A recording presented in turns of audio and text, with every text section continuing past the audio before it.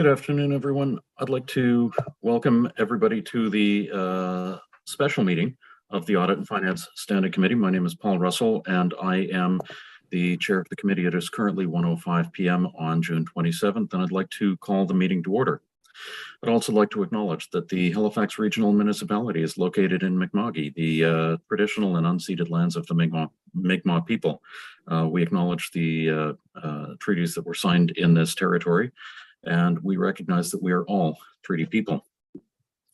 The next item on the order of business is the approval of the order of business and approval of additions and deletions. And so, Annie, I'm wondering if we have any changes. Thank you, Chair. There were no requests for additions or deletions for today's meeting. Okay, thank you. And do we have any from members of committee? No, okay. Can I have a motion, please? So Councillor Hensby, thank you very much for moving that as circulated. Councillor Cleary seconded. Sign no for roll call. Yes, we will get there in just a second. Yes, I had omitted that. I apologize. But first, all in favor of the order of business as presented, please signify by saying aye. Aye. Aye. Aye. All opposed, say nay. Great, thank you. We have an order of business which we are going to just omit right now. And I'd like to run through the members of the committee just to make sure that everybody's audio and video is working all right. So let's start with Councillor Daigle-Gammon. Good afternoon. Good afternoon, Mr. Chair, colleagues, staff, and members of the public if you're here. Thank you. Councillor Hensby, good afternoon. How you doing, sir? How's it feel in the big chair up there? It's pretty good over here. Thank you. Councillor Morse, you seem to be logged in twice. Good afternoon, Chair and committee members. And we a little trouble with my video. And we can't hear you.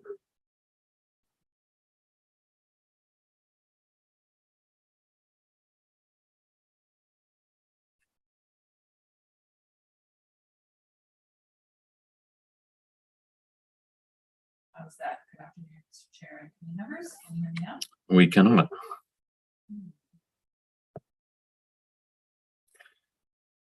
Councillor Purdy is upstairs, and so it might be an option to go up to the fourth floor.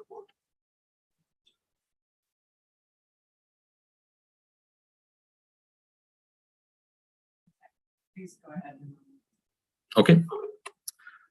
Let's proceed with Councillor Cleary. Good afternoon.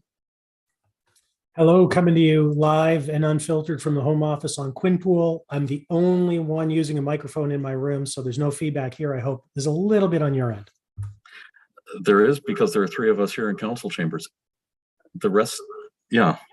Councillor Daigle-Gammon is also live and unfiltered, as much as that happens from home. Councillor Purdy, good afternoon. Good afternoon, everyone. Happy to be here. Good stuff. Thank you. So we have taken care of connecting with everybody except Councillor Morse, who I think is trying to reconnect. Please just jump in when you can, Councillor Morse, and we will check your audio at that point. The next item on the agenda is the call for declaration of conflicts of interest. And not seeing any. Let's move ahead. The main item on the agenda is the North American Indigenous Games supplementary funding request. And so, do we have a presentation about this, Annie? Thank you, Chair. There is no presentation for this report today, but we do have a staff member and a representative from the North American Indigenous Games here to speak to the report. Okay, thank you very much. So with no presentation, would appreciate it if someone could put the motion on the floor. I can do that for you, Mr. Chair. Okay, thank you. Move that the Audit and Finance Standing Committee recommend that Halifax Regional Council 1 approve a contribution for a total of $429,500 in cash support from the 2022-23 Community and Events Reserve Q621 to the 2020 North American Indigenous Games Local Organizing Committee for additional costs associated with the delivery of the 2023 North American Indigenous Games as described in the discussion section of this report. And 2, authorize the Chief Administrative Officer to execute a contribution agreement which includes the cash contribution and up to $400,000 in value in kind support dedicated to the delivery of the 2023 North American Indigenous Games. Thank you very much, Councillor Daigle-Gammon. Do we have someone to second that, please? Second. Seconded by Councillor Morris, waving in the room over there. I heard that. Super. Thank you very much for corroborating that. We do have folks who are able to answer any questions. So if you have questions about the report or comments, please indicate that in the chat.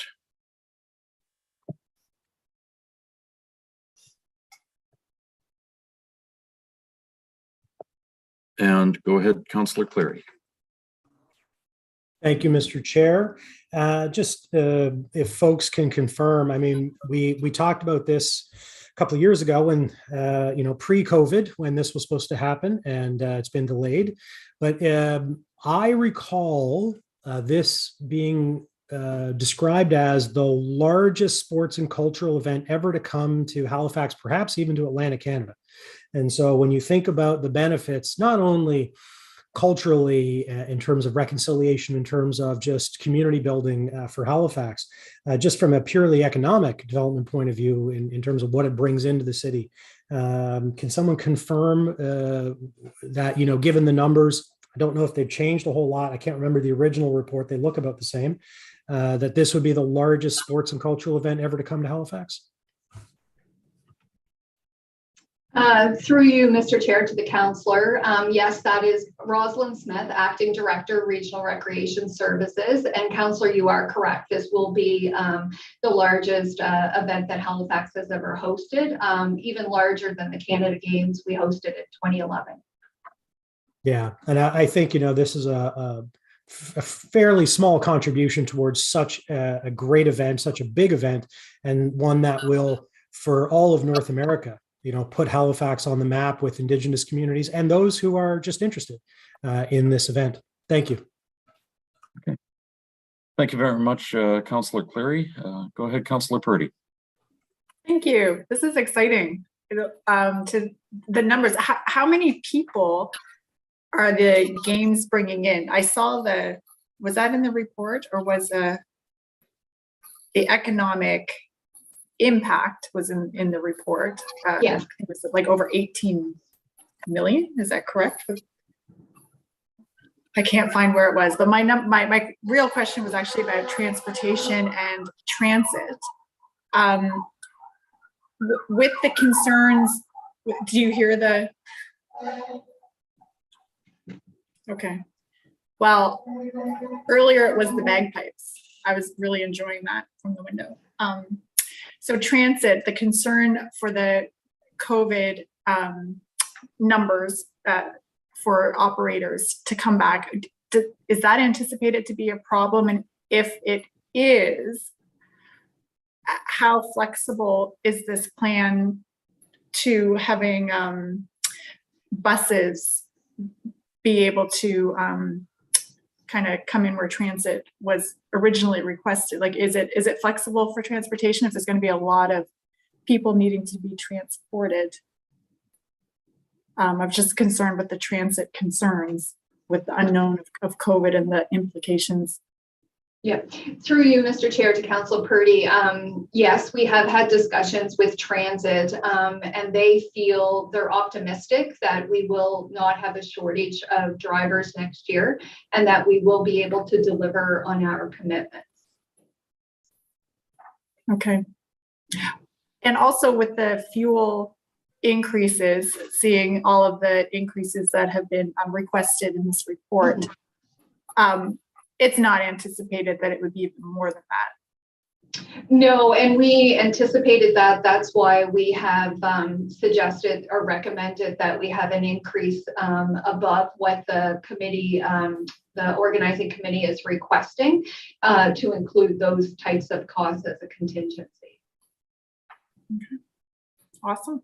Thanks. Thank you very much, Councillor Purdy. We are still having some challenges connecting with Councillor Morris, who is sitting 10 feet over there. Councillor, would you like to come up and use my computer? Sure. It's all good.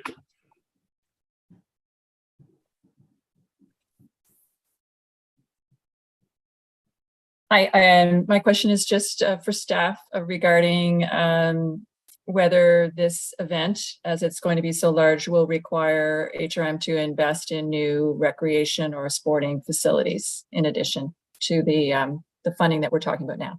Thank you. Through you, Mr. Chair, to the councillor, no, all of the venues that are going to be used to host these games are existing facilities. There will be no new infrastructure. There will be some upgrades at various facilities, but nothing net new. Okay, she acknowledges that, thank you very much for that response. I don't see any further names in the chat, so I'm just going to ask a couple of questions. There was a discussion in the report about a number of HRM staff members being given volunteer time to help with the games, which I think is fantastic. I want to make sure that we are also able to deliver the services that we need to deliver to all of our residents. And I'm concerned about the balance, and I want to make sure that that service delivery to the residents is not impeded by staffing levels if too many people volunteer for the games. That's the first one. And I see Jacques has popped up, so go ahead. Good afternoon, Mr. Chair, members of the committee. I think you can take it to the bank that our service levels will not be impacted by the games. In fact, we're very proud of the staff to be able to host this. I'm sure as council is, and we'll make every effort to make sure that the high quality of service to our residents is maintained. Thank you very much. Okay, thank you. One of the lines in the report said that the transportation support positions will be required for up to 2 years. And I found that one to be extremely curious, seeing as the games are going to be next summer. So why would we need to have a transportation support person on staff for a year after the games?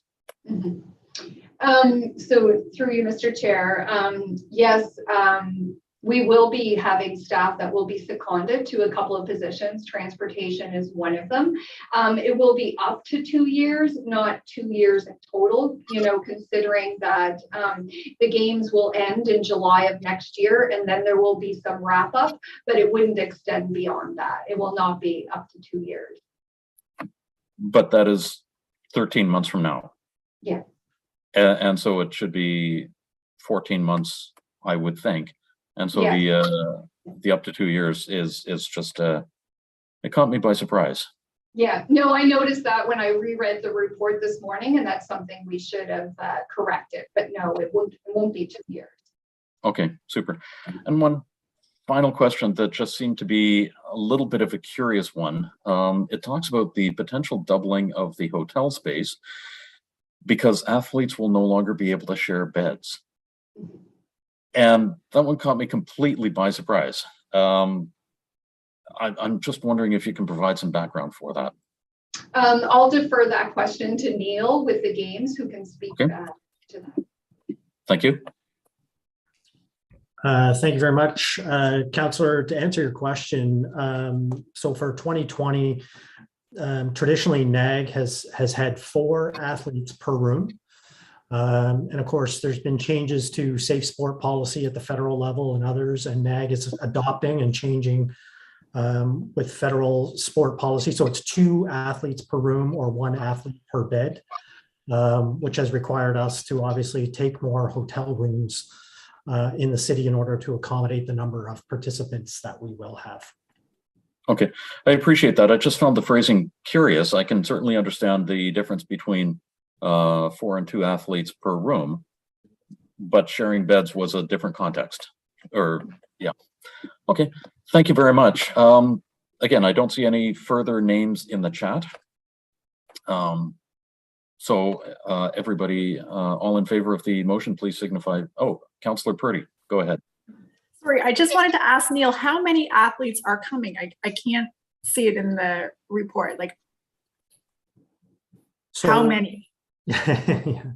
So the total commitment that we have or will be providing is up to 5,250. That's kind of our max capacity. Teams will be selected over the summer, and by early fall, we will know kind of final numbers from the delegations, but we have committed up to 5,250 participants. Wow, that's significant. Thanks. Okay. Thank you very much. And again, I don't see any further names in the chat. So if we are ready for the question, all in favor of the motion, please signify by saying aye. Aye. Aye. Aye. All opposed, say nay. Great. Thank you very much, everyone. That was the one item of business on the agenda. I do apologize for bringing everybody into this meeting to address that one item, but it was significant, and so I thank everybody as well for joining us. At this point, could I have a motion to adjourn, please? Motion adjourned. Thank you very much, Councillor Hensby. We stand adjourned. 21 minutes.